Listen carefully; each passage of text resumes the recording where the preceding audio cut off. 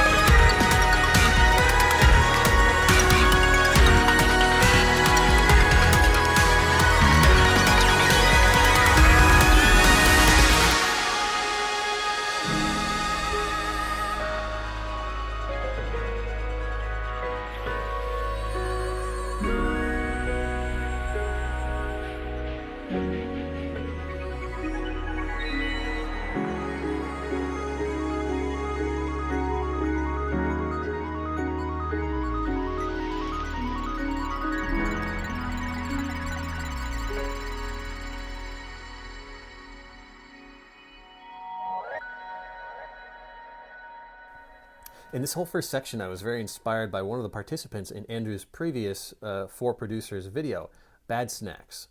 I loved what she did with a bunch of the arpeggiated things and what she called tingly bits. They were really cool. They were really beautiful. Let me show you a little bit of that so you get an idea of where I'm coming from, why I mentioned this. The world is your oyster, I think, right? That's the saying. Okay, I'm gonna go now.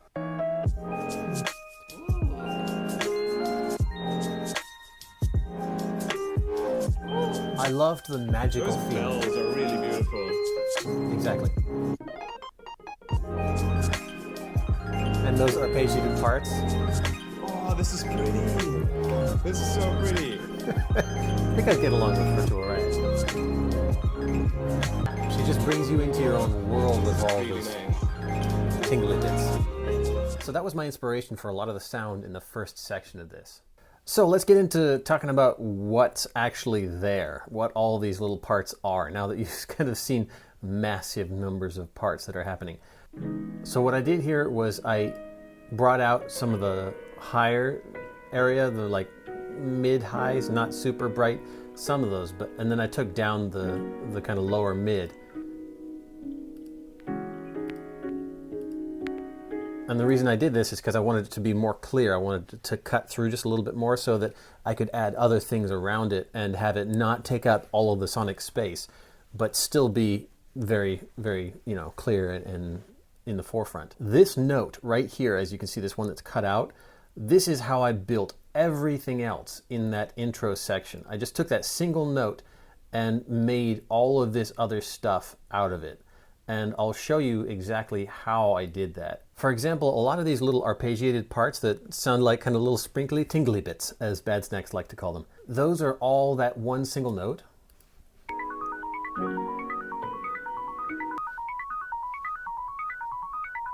And the way I made this is one thing that I would do differently now, now that I've gone through this process and learned a new trick. I now know how to map things out to the keyboard, and I did not know how to do that before. So now I would just take this sample, this single note, put it on the keyboard so I could play it as MIDI notes. So I'll show you the process that I went through to make this, how this was, and you can do the new process instead. So I took this single note from the original, and let's just loop this. You can hear a bunch of different frequencies in here, like kind of these lower ones and a couple overtones and stuff. And what I wanted was a very clean sound, a very clean, clear tone, so that I could kind of create almost a synth sound with it. And the way I did that was I would just single out that one. You can find the pitch that you want just by dragging around a band pass like this. And you can hear that that's the one, that's like the pitch that we think of when we hear this note, even though there are a bunch of others. So I picked this one that's the strongest, the one that I want, and I brought everything else way down. It's now just that little ding. I made a bunch of different tracks and copy and paste this note to all those different tracks. And then the way I turned these into arpeggiated parts was I would change the note. I just transpose it. Put this up by 5 and put this one up by 7. So when you do that, you've changed the pitch of the note, but you haven't changed the EQ. So then I had to go in and change the EQ to match the new note for every single individual note, because what I'm EQing is the note. So yeah, so that's a really slow way of doing it. What I would do now instead of doing that is, apparently, I learned this afterwards. I wish I had known this when making this track originally, but you can go in here to EXS24 sampler, create, and then, so after you've got the sound that you want, like I already EQ'd this, right? So it sounds cool, and maybe I'll kind of fade off the end so it's real smooth at the end there. And then I bounce it in place or render it or whatever you want to call it. So you've got this single note, right? This, I'll go in here and just shorten up the beginning just a little bit, because so it's like the attack is right on it. This is how, by the way, how I would do it now. This is not how I did it then. So then you go to your EXS24 sampler or whatever sampler, and you click Edit up here, and then you literally just drag this thing in. And now you can see it maps it to C3. I don't really know what this note is, but a really easy way of making this happen, something very similar would be with an arpeggiator.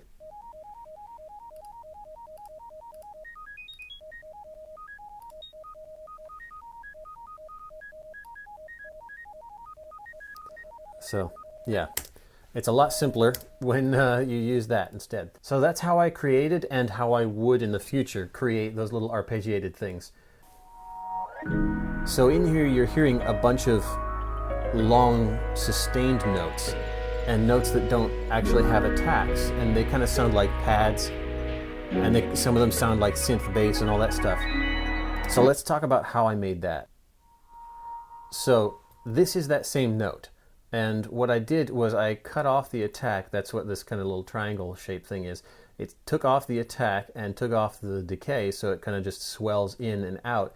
And then I put a lot of reverb on it. As you can see, 20 seconds of reverb and like as much as you can possibly get on there. This one I changed the pitch up, but for the bass line I changed the pitch down, but you get the idea.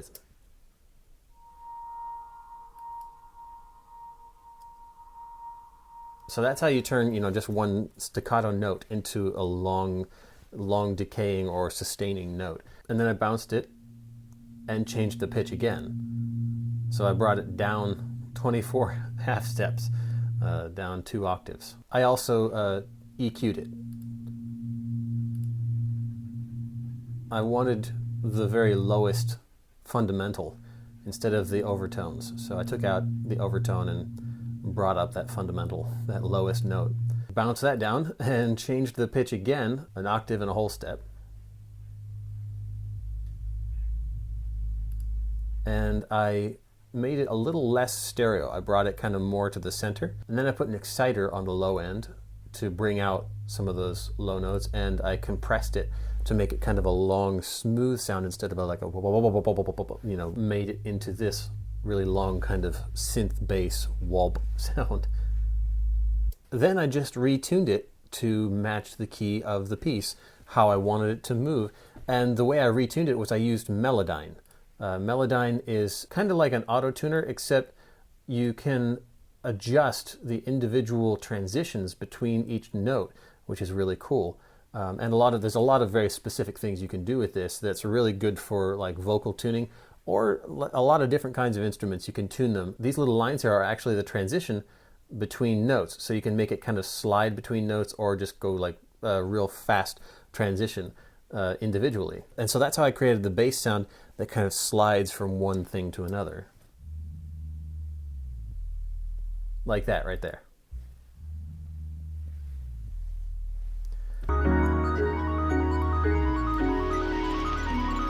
So that's the bass line. But to create the synth chords, like the moving background kind of almost pads sound, I did basically the same thing. I took the note and turned it into a long sustained note, and instead of changing the pitch down and making it fatter, you change the pitch up, and then you get this.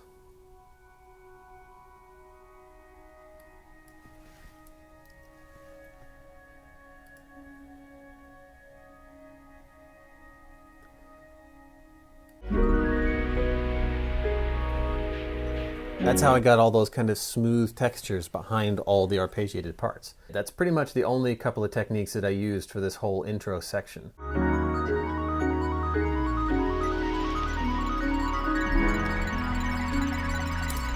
Up to there. So this transition here. So the way I did that was mostly this is what it is.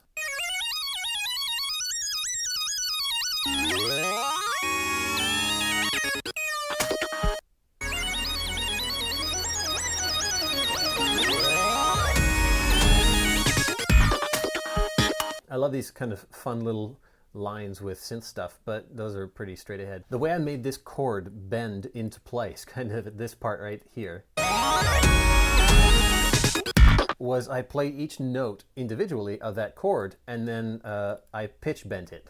So you can see down here, the pitch changes differently for these different notes, for the different parts of the chord, because I wanted it to kind of expand into something different, and I think it did that. So for the second section of this song, I was really inspired by what Mr. Bill did on Andrew's previous episode of the 4 Producers Challenge. Check out Mr. Bill's thing, and you'll see where I was trying to go with this. Glitchy, man. What? Build it up. Let's go, baby. Yeah, this stuff, I absolutely fell in love with this. This is sick. This syncopation is crazy, man. Yep. This is really what inspired me to get into doing a bunch of electronic stuff. Watching these videos that Andrew put out with a bunch of these other producers, this was the beginning of me starting to really dive into trying to make electronic music. Here, check out a little bit more. This is so glitchy, man. I love it. Oh. So this was a major inspiration for the second section of my song. I was also really blown away and inspired by what Virtual Riot did on another one of Andrew's episodes. It's like all of my electronic music education is coming from Andrew's channel, as you can see. Big fan. Here, check out what Virtual Riot did a little bit.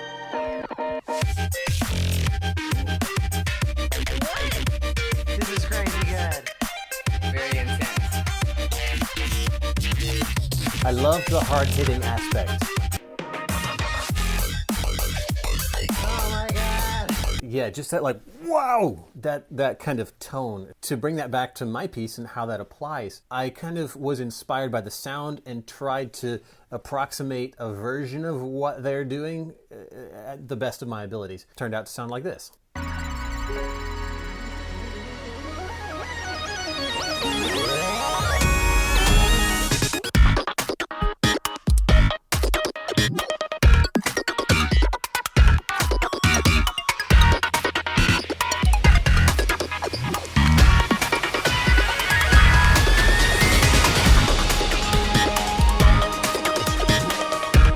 Now, as you can hear right there, a whole bunch of orchestral stuff comes in, and I really love orchestrating. I love the kind of film score stuff. I love the epic, powerful, movements. So I ended up attempting to hack together a version of kind of Virtual Riot meets Mr. Bill meets Hans Zimmer in my limited way, of course. Keep in mind, this is very much the first time I ever tried to blend these styles. They are really freaking good at what they do. Let's listen to just a little bit of kind of the choppy stuff that I wanted to imitate the Mr. Bill style a little bit with. So what's happening here is this is my slap bass. I slapped the bass, in case you couldn't tell. It's a really nasty, gnarly sound because I wanted to incorporate that feel. To get that bass tone, I did a bunch of different stuff. I added a bunch of exciter, some compression limiter, as you can see. All of these different, the kind of chopped up effect here.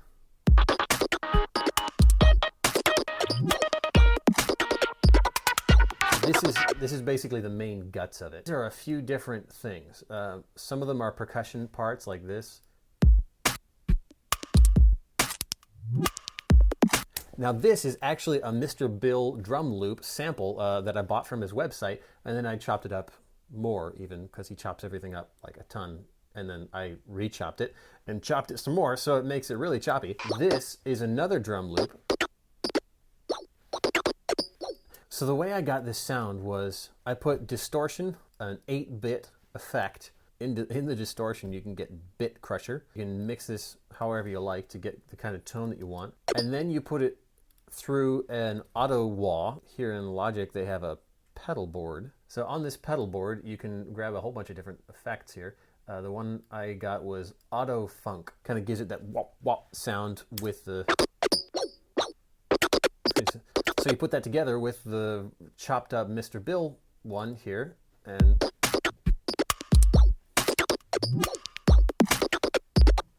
and put that all with the bass part, and it sounds like this.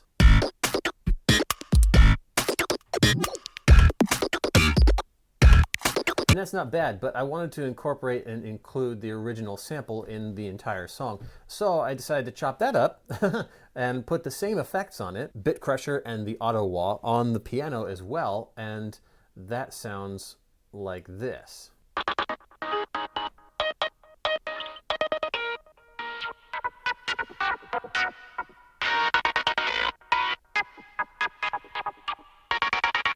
I don't know if you can tell that's the original sample. It's really chopped up, but it's in there. So let's put that together with the drum groove and the bass, and now you get the idea of how I chopped them.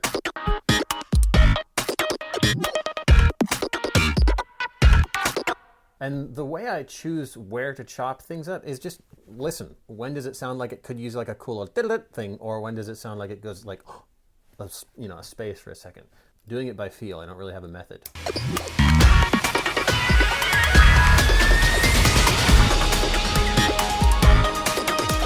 So as you can hear, there's a big cymbal transition. So this is the section where I decided to see how far I could push it and try and add some film score to this mixture of Virtual Riot and Mr. Bill and Bad Snacks. God, this is going to take me fucking forever to edit.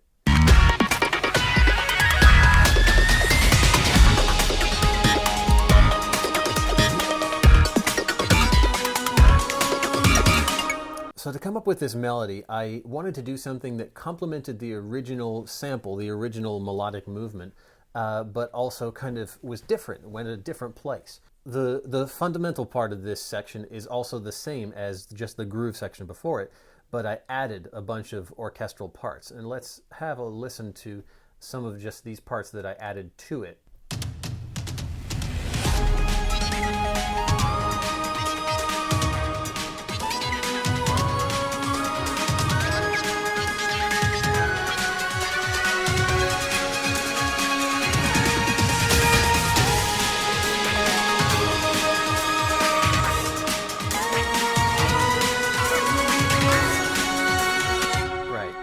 Most of it is just a crap ton of instrumentation playing either the same melody or a harmony that works with the melody or a counterpoint to the melody. And I added a little bit more drums.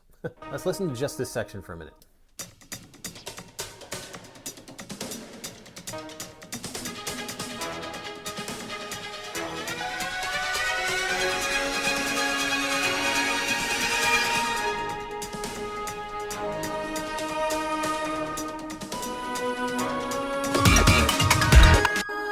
Here's the counterpoint.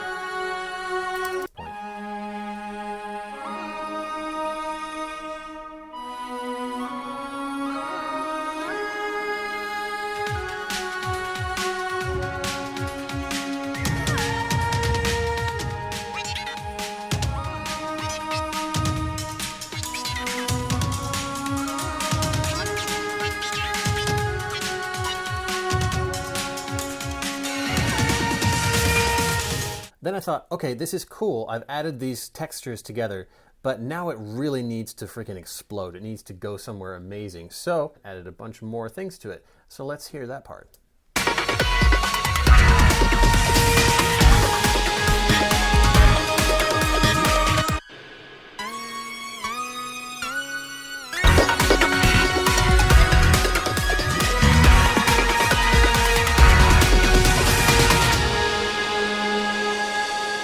Now this section,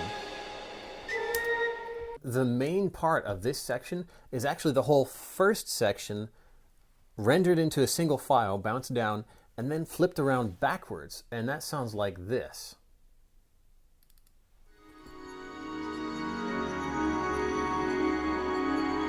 This is literally the intro turned backwards. And then I added some other instruments to it, some orchestration to it. Let's listen without that little section.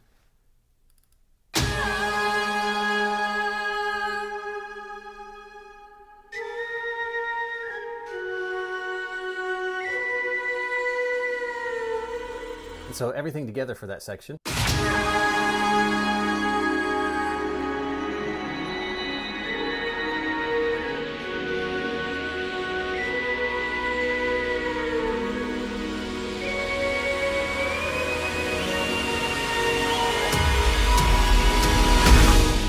I felt like it needed to come back and more powerful than ever. And so what I did here was I just added more orchestration, more epic, film score style stuff. There's all the same parts from the middle section still going on here, all the chopped up groovy things, just with moreness. So here it is.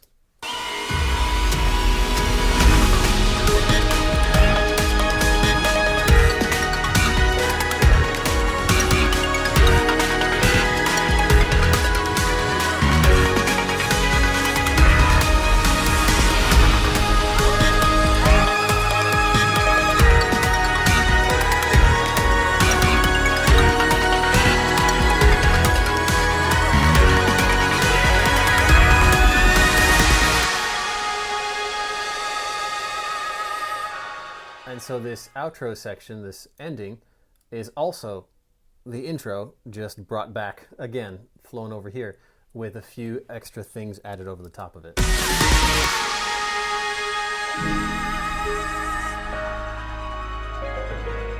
Some of the orchestral things still on there, but the majority of this is just...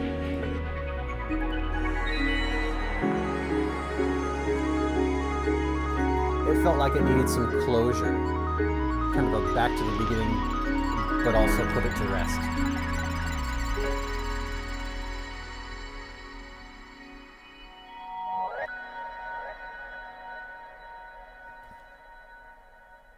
So that's pretty much it. If you've stuck with me this long through the video, my God, congratulations to you. This is the longest video I think I've ever made. If you like what you hear, let me know in the comments. A like would be lovely, as well as a subscribe. I'm constantly making new videos with a whole bunch of different kinds of music in them and a bunch of different kinds of ideas of sampling different things. Thanks for checking it out. I'll talk to you guys later. Oh yeah, and thank you again to Andrew Huang for this opportunity, for making this happen and letting me be a part of this.